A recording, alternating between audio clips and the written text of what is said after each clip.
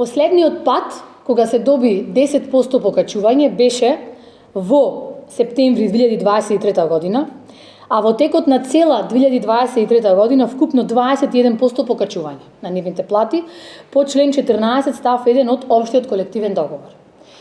На крајот фере да кажеме дека во изминатите 4 години од 2020 односно до септември 2023 година кога беше последното покачувањето во платата на културните работници, почитувајќи го колективниот договор за склучен во 2019 година на 30 декември и општиот колективен договор изнесува 40%.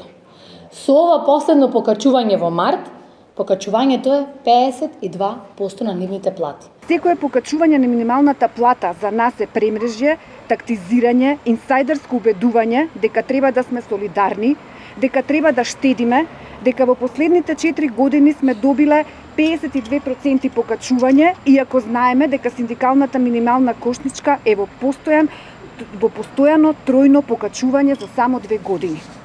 Последната ситуација со која се соочивме беа 10% од општиот колективен договор во септември, кои важеа за цела држава доживотно, за цела јавна администрација, но за нас вработените во културата, поединци од Министерството за култура, Министерството за финансии и Министерството за труд и социјална политика, ни смислија времени решенија на 6 месеци. Денес тие 6 месеци истекоа и сега пак сме соочени со премрежја затоа што некој може би мисли дека културата во оваа држава е непотребен издаток. Сега истите поединци не убедуваат дека немаме право на право на 10% од општиот колективен договор, бидејќи со покачувањето на минималната плата ќе земеме 12% покачување според колективниот договор за култура. И тука веќе постојат тие 10% од општиот колективен договор за јавен сектор. Тука е замката на реториката, затоа што нема да земеме 12% покачување за месец март, туку реално само 2%. Иако според сите закони на правната држава нам ни следуваат 10% од општиот колективен договор за култура и покачувањето од растот на минималната плата според колективниот договор за култура. Ова го знае и министерката, ова го знаат и сите оние кои стојат зад овие сценарија на ако пројде. Односно, сакаат да се случи преклопување на две засебни права од работен однос кои треба заседно да се применат. Од она што го слушнавме во овие изматите неколку дена во однос на реакциите на синдикатите, би сакала да упатам многу јасно и едноставно објаснување зошто во решението, какво што е, се наведени како се пресметува, по кои основи се пресметува основната бруто плата и нивната недоразбирањето од нивна страна кој што произлегло зошто во диспозитивот стои минималната плата. Во самото решение стои дека платата се пресметува, но се утврдува на следниот начин. Основна бруто плата по следните основи.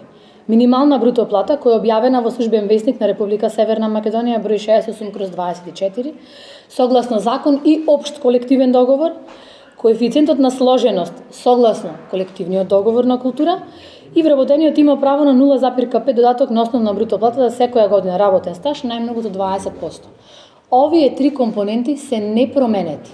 Нема промена во општиот колективен договор, нема промена во колективниот договор на Синдикатот за култура на Република Македонија и се разбира дека правото за сложеност и тоа како, односно за секоја година работен стаж, се извинувам, и тоа како останува.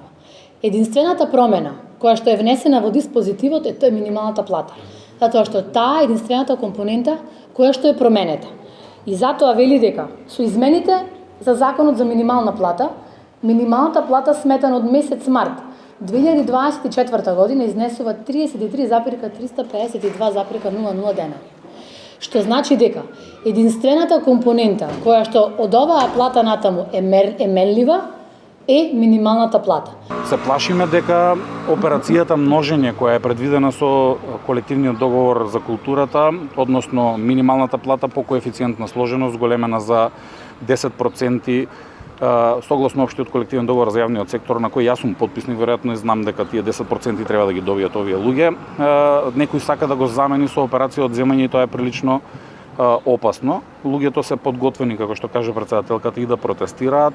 Тоа што треба да го направат е во решението јасно да напишат дека Основицата за пресметка на коефициент 1 е минималната плата или 22.567 денари, таа се множи по коефициент на сложеност и да стават уште една ставка дека основната бруто плата на работникот согласно општиот колективен договор се зголемува за дополнително 10% и толку едноставно, не треба многу филозофирање, не треба многу објаснување што значат ставките во решението и слично, и на таков начин да се надмине дилемата кај овие колешки колеги кои се тука и кои се плашат дека ќе добијат само 2,15% наместо 12,15% изголемување на нивните плати. Во почетокот на самото решение, еве за да биде уште појасно, стои дека Законот за минимална плата во врска со член 14 став 1 од општиот колективен договор за јавен сектор. Министерството за култура се правеше глуво и немо на оваа состојба, за да сега повторно се обидат истото да го протуркаат. Но разликата е што тогаш културните работници заедно со цел јавен сектор добија 10% покачување, а денес само на вработените во културата им се скратуваат 10% од општиот колективен договор. Секој кога нешто му се ускратува, ќе застане да ги брани своите права. И како последно предупредување, Советот на својата последна седница донесе одлуки меѓу кои организација на протести за зачувување на своите права и поднесување на кривични пријави за секој оној кој ќе изготви решение за плата со скратени права од работен однос. Затоа ја повикуваме уште еднаш Министерката за култура да не биде трагичар во културата, туку да се одважи, да се соочи и да застане на пат на сите кои сакаат да го растурат она кое заеднички го градевме. Ја повикуваме да достави законски упатства за пресметка на плата, со што ќе се испочитуваат двата колективни договори, а избегнат големи судски трошоци кои ќе паднат на товар на државата. Сликовито или народски кажано, ако како мајка сте ветиле нешто и сте формирале буџет за тоа истото што сте го ветиле, а не сте го исполниле, останува фактот дека вие не сте го одржале ветувањето.